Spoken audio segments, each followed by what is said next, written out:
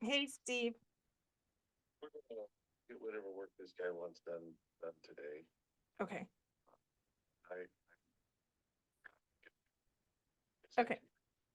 Yeah, I mean, I already messaged them on Friday, but let me just call them so that you can just pick up your check. And if need be, I can go grab it and bring it to you wherever you are. I'm free this afternoon. so Chris met with the guy. Got to put a couple guys up there. So yeah, call me back, would you? Because Yeah, about the check. Yeah, but everything went good with John. it's good with John. Okay. Awesome. Thanks, Steve. I'll call you shortly. Bye. Oh, that wasn't answered. Good morning and welcome to another episode of the Saved and Sassy podcast with myself, Randy Mendez, and my co-host, Crystal Riley. Hi, Good friend. How morning. are So you? excited to be here. I'm good. Happy Me too. Monday. Happy Monday. I'm excited. Today, our podcast episode topic is blessed and unbothered. How do you feel about that, friend? I mean, if we're Christ followers, life should be perfect, right? Let's ask Job about that. Let's ask Job if that is if that is the case. Probably not, right? Yeah, I don't think so. Yeah. Yeah, I don't know. I think that with God and through Christ and having, being our minds renewed, I think that we can live a more peaceful life, but because we live in the flesh, we we can't, it's hard to grasp that peace that we can live with.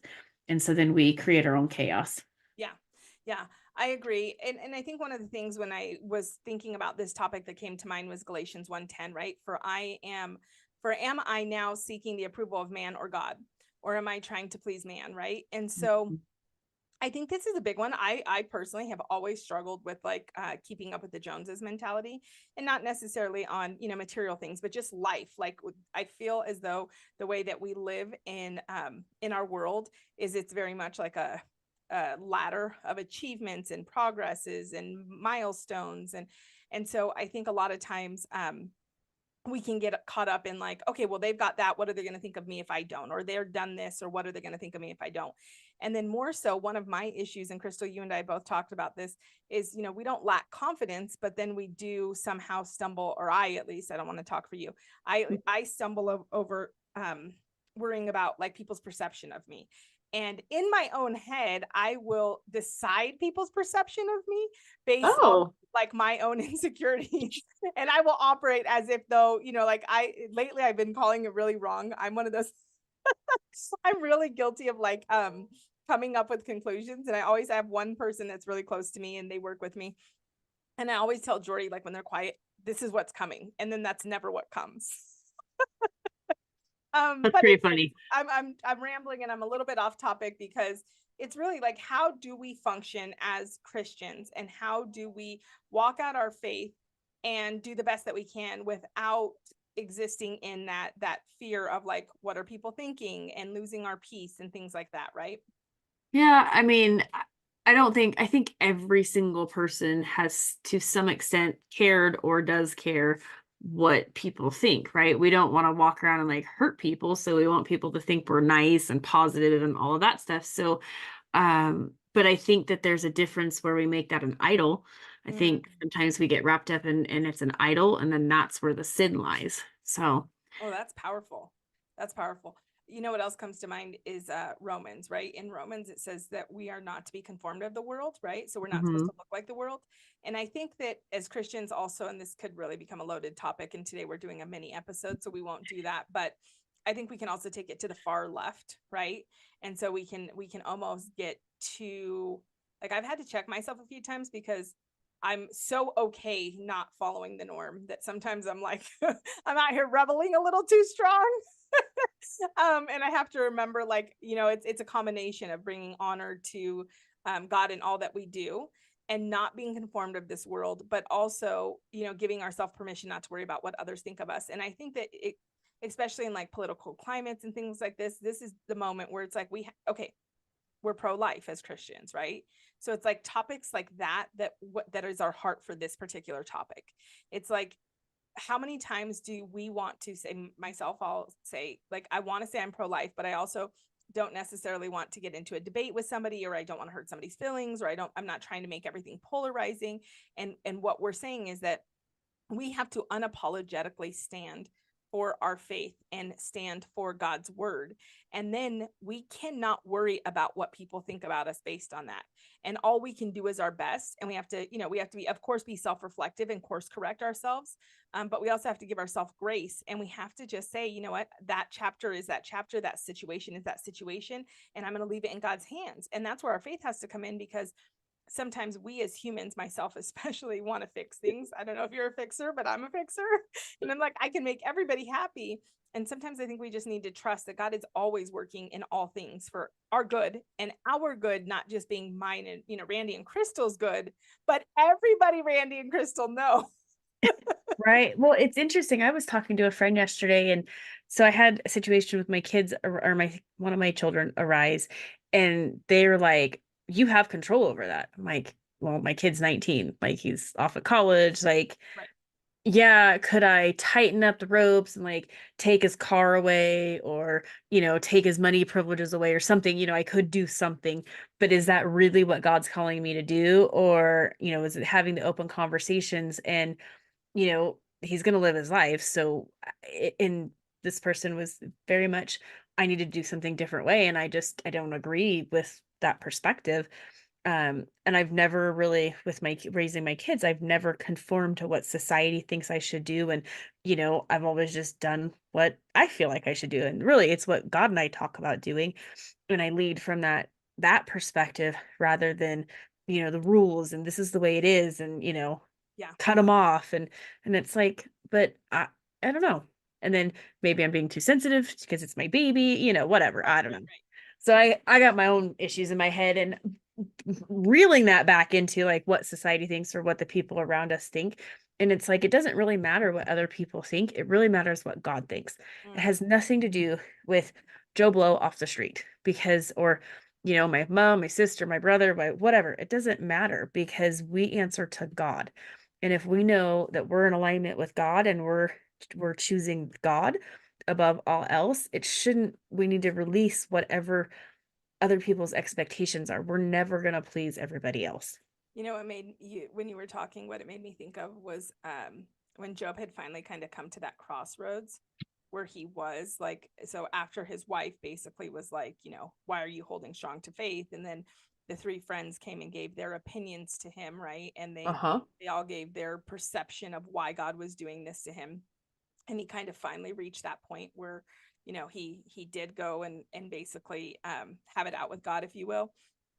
Not only was he enlightened, but what I took away from that and from Job's story was that God wasn't upset once he finally did like say, why are you doing this, and question things. He was actually happy that he came to him, right? And so when you were talking, it just made me think of that, like the power in coming to him. And I think that that's one of the biggest takeaways for this episode, is that we have to allow him to be our comforter. How many times in situations, and this is something that I have been guilty of consistently in multiple relationships, business relationships, personal relationships, I have been so guilty of wanting to have a human comforter, of wanting to give the full detail, the full story, and get reaffirming, affirmation and input from humans, right? And I've had to learn at the end of the day that God is my comforter. I remember, 10, 15 years ago when my marriage was going through a really pivotal time, I so much wanted my husband to see my point of view. And I remember God saying, I know. And that was like a shift for me in my change in my relationship with God, because it was like I no longer existed in a place where I had to make sure everybody understood and that everybody knew the story, according from my lens. He knew. And I actually weirdly and oddly took comfort in the fact that he knew the whole picture and not just Randy. I can just know your side. I can really tell my side of the story well. I actually took You are in comfort, sales. right? But I actually took comfort in the fact knowing that he was all knowing, and that as long as I laid it at his feet and I allowed him to, he would actually, do the work inside of me for me to see the situation more from his point of view than my point of view, right? And I think that's one of the biggest takeaways when you were saying that. It was like, yes, not to say, we're not saying that fellowship is not important. Fellowship is important. And there is insight that has to be heeded. And, But you also, as a believer, have to, as to Crystal's saying, you have to learn to stand on that own ground and accept, like, I'm going to be in your word, I'm going to be in relationships, I'm going to do everything, but then I'm going to bring it to you, and this is between you and me, and trust that he knows our hearts, right? Right. Well, and I think like in situations like with my kid, it's like he's an adult. He's going to make his own decisions. Both my kids, they're adults. They're going to make their own decisions. So and if I want to be part of their life, which I strongly desire, and I've never been the mom that's like super controlling and you have to do this and these are, I mean, we have expectations, but we have conversations around them. And so to go and say, okay, well, if you don't do this, then you're cut off. Like my friend didn't tell me that, but that's being dramatic. But if I would listen to other people, I wouldn't be the mom that I am. Yeah. My kids wouldn't be as independent as they are. They wouldn't be as good of decision makers. And so for me, you were more of a people person, like pleaser, whatever. I found my comfort in God since I was a little girl.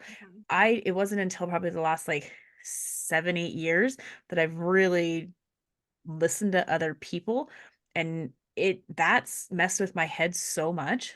And if I sometimes I think I wish I could turn back time and stop listening to other people so much. And I'm working on that again because it was much easier to live my life just for God and knowing God was my comforter. And I was in a much more peaceful place and way better position than I am right now from listening to other people. Yeah. Well, and the thing is, and this is hard for us to accept, but part of why, you know, we live in the world, but the world is not perfect, right? Like, it is a fallen world, Mm-hmm. and God chose to give us free will. Mm-hmm. But that is also part of why God, allows, because everything is under his rule. Ultimately, he is Mm-hmm. sovereign, right? But that's also why he allows the adversity, is because that's where our character is built. And I took Right. comfort in, I think I've told you this before, but, like, there was once upon a time that I was like in a little panic season, because we've seen those pictures, like when, for instance, I think it was Saddam Hussein was still alive. Like, we've seen the pictures of people worshiping in the Middle East, and they're like bowing, and, like, everybody's just, I at one point had like this vision in my head that that was heaven. Like, we're just going to bow all day long to God. And I kind of went into a little panic, like, wait, what? And so God took me on a journey of understanding free will, and that if he wanted like robotic worshiping, he would have just created it. Like, that's not what he wanted. Right. He wants us to actually choose and pursue a relationship with him, right? And part of that process is refinement. And so I think that, when we can take comfort in the fact that when we make decisions, whether people agree with them or not, they may be completely correct, they may not be. But we can take comfort in the fact that the refinement and the journey and the character building is part of our process. Mm-hmm. And again, to echo what you said, it's just so important that that's a relationship that we have, that we walk out with him. And that's all that, God really wants, is us to come to him and to lay things at his feet, and to have a pure desire for him to do that inside of us, and not to, again, not to say that we don't heed it. A couple months ago, or about a month ago, as you know, my husband was going through some different medical things, and my pastor had given me a word that he had for me, and it was like, I wanted to heed that, and it was a very powerful, very serious word, and I wanted to heed that, but I also needed to understand that I couldn't be dependent on my pastor for my interpretation of what he had for me. I had to take that to God and ask God to give me discernment and wisdom as to how to walk it out. And that's the really big thing, is that we need to understand at the end of the day that we cannot allow the voices, the opinions, and the relationships around us, not even the most intimate, not even the spouses and the children, to derail us from making sure that God is the ultimate person that is guiding our path, right?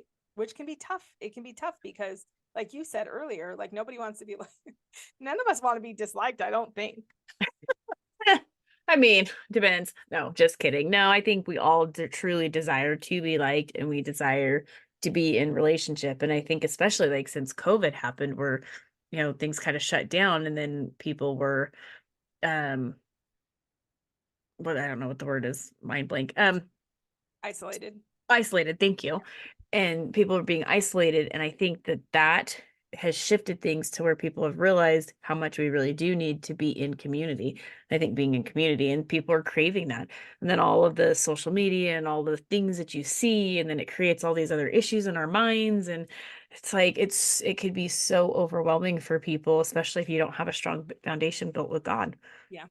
Yeah. So ultimately the takeaways here are,